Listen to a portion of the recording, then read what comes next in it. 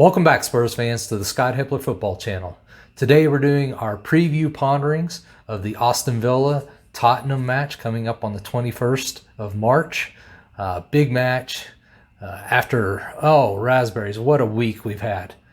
It's kind of been about the worst case scenario over this past week with the Arsenal derby and just the pathetic showing we had there, and then the midweek replay for the Europa. Oh man, can it get any worse? It's definitely like you got this avalanche coming at you, you're in quicksand, and you can see it happen. You just can't do anything about it. But the Spurs do actually have an opportunity here to do something about it, and that's against Aston Villa. They can do something, come out, show their mettle, and show that that's not really who they are, at least on a not a consistent basis. So, this is definitely something we have to get a win if we want to continue to have an opportunity or the potential for moving up into top 5. And at this point, I'm really thinking top 4 is out of the question, but numbers and statistics will tell you we're still in it mathematically, but just the body language, the form of play, the fatigue within the team speaks to the fact that top 4 is just not where we, one, should be as a team. I mean, we've kind of shown that. And 2, it's just not attainable at this point. Now, if we go on a run of matches here over the last 10 matches and start to show something different, we can readdress that. But at this point, I'm saying top 4 is out of the picture completely, as far as I'm concerned. So we'll get right into talking about the injuries. So the injury that we do have is injuries and suspensions. The injuries we do have is Song. Song, they're saying is probably out for this game, but we know how Jose likes to just throw things out in the media and then turn around and boom, oh, there he is. There's a player that was supposed to be out this match. So I can see that this is also almost a must-win match for Jose to retain any credibility and kind of save his job in a way. I mean, there's the ability for him to continue to be the manager at Tottenham is becoming very narrow. And people in desperate situations do desperate things. My fear is if Son's not healed or back to where he should be to play, but he's just well enough that he can either start or be on the bench, Jose's going to use that card because he knows he's backed into a corner at this point. That is a big fear of mine. In my mind, he should do what's right for the player and the club, regardless of the situation he's in and the potential for him to lose his job. If nothing else, do what's right for the player. Because whether you're here or not, whether Son's here or not, to potentially affect the player's ability to play and have his career, because if he had a catastrophic injury because he played him when he shouldn't, that's a terrible thing to me, if you ask me. And that temptation is there, I think. If Son is kind of 75, 85%, and Jose's just at a desperate point at this. He is at a desperate point right now. The other person that won't be allowed to play in this match is Eric Lamela due to red card suspension through the Arsenal match last weekend. As far as Aston Villa, they do have a few injuries.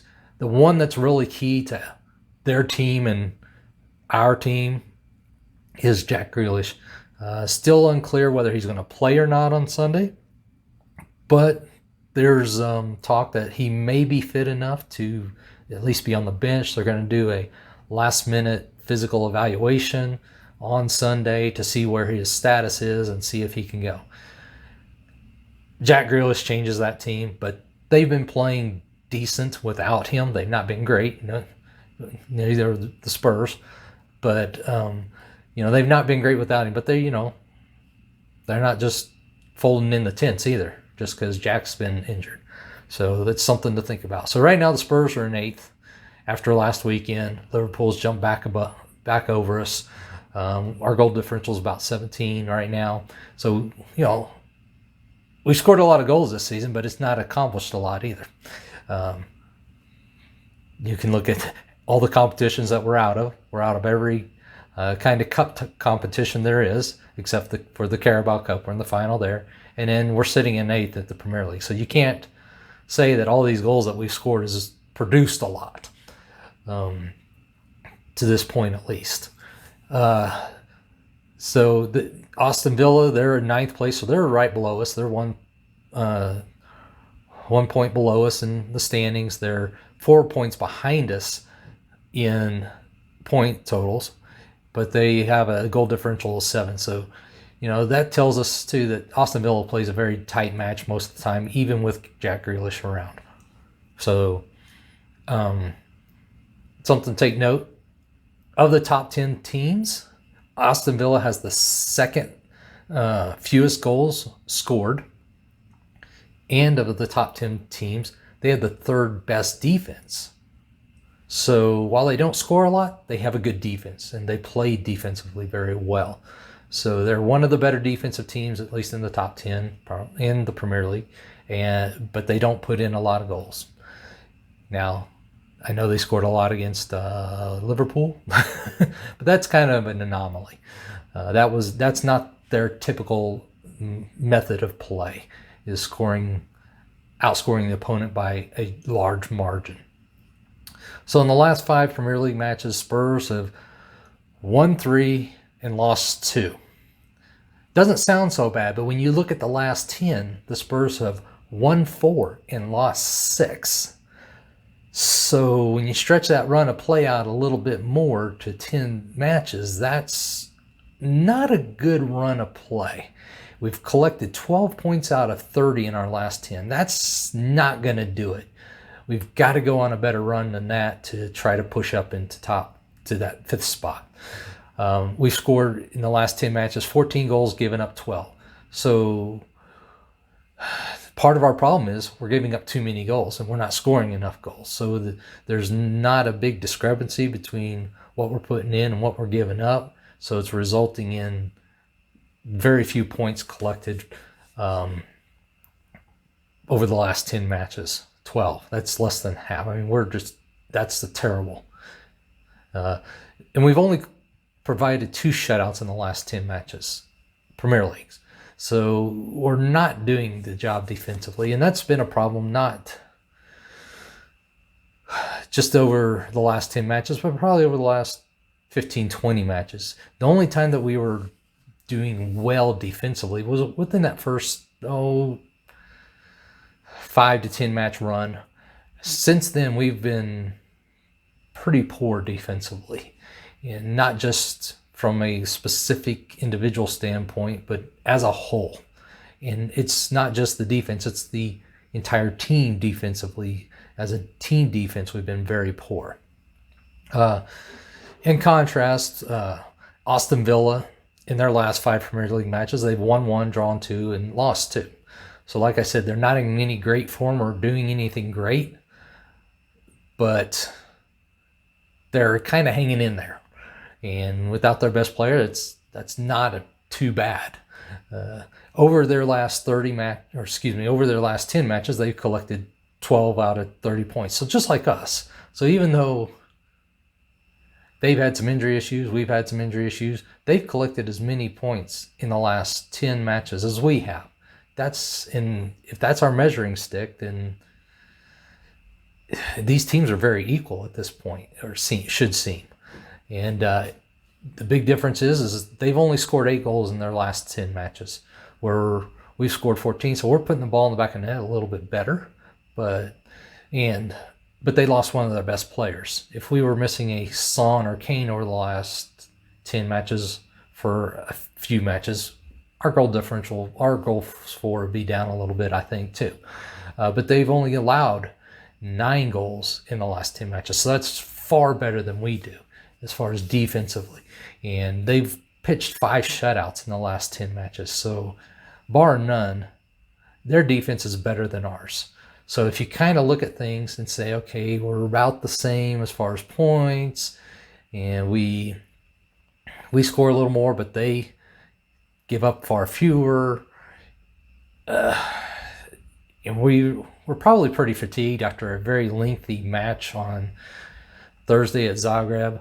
All our key players played, and I mean, Kane played the entire match, but all our key players played at least half an hour, 45 minutes.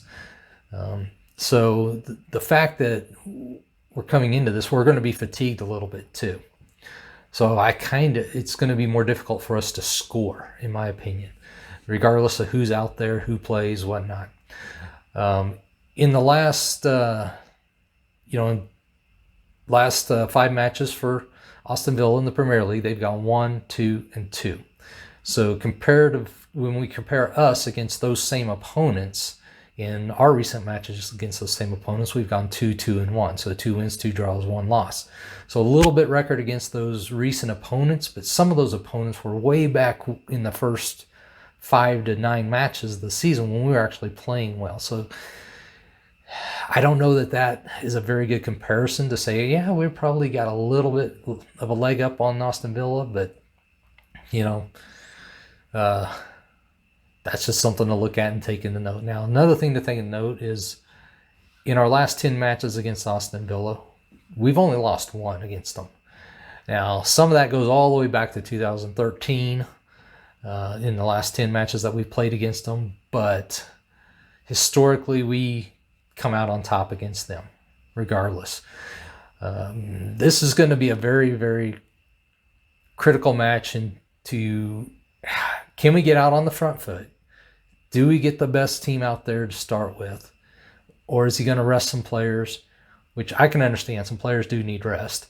But if we lose this match, I think we're pretty much out of top 5 contention. Not that it's completely sold out, because I feel that now that we're not playing Europa League matches and a bunch of matches midweek, each week we'll be able to put our best team out there and have plenty of rest in between. And we got the international break coming up. So coming off of that, we're going to have 9 matches left. We could do some damage if we actually get our stuff together. But the midfield's going to be the key for me in this match, is how does our midfield hold up against them? And especially when you're talking about if Grealish is back in there, what's our midfield going to do? Defensively, we are what we are. We're vulnerable. We're not going to pitch a shutout here. If we do, it'd be a miracle. As far as what I'm thinking about this match for score, I think we're going to be lucky to get a draw. I just don't think we're going to have the legs and the players. I think Josie's going to be desperate. He's going to throw everyone out there that's been playing for the past 3 weeks almost straight, and we're going to be dead. If we can get out early in the first 25 minutes to get a couple goals, we might win this 2-1. We're not going to be pitching the shutout, like I said. I'm thinking it's more realistic that it's a 1-1, 2-2 draw. It's something tight. But I can easily see us losing. But I'm thinking more of a draw, thinking 1-1. And that's if Jack doesn't play. If Jack plays, this could be very, very bad for us. But that's what I'm thinking.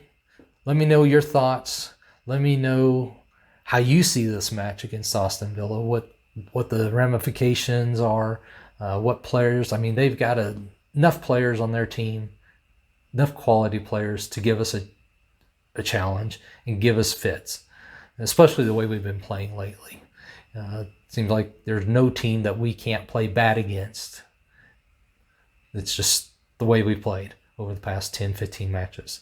So let me know what you think. Hit the like button. Make your comments in the comments down below. Let's have a conversation. And let's, if you haven't joined the community, hit the subscribe button.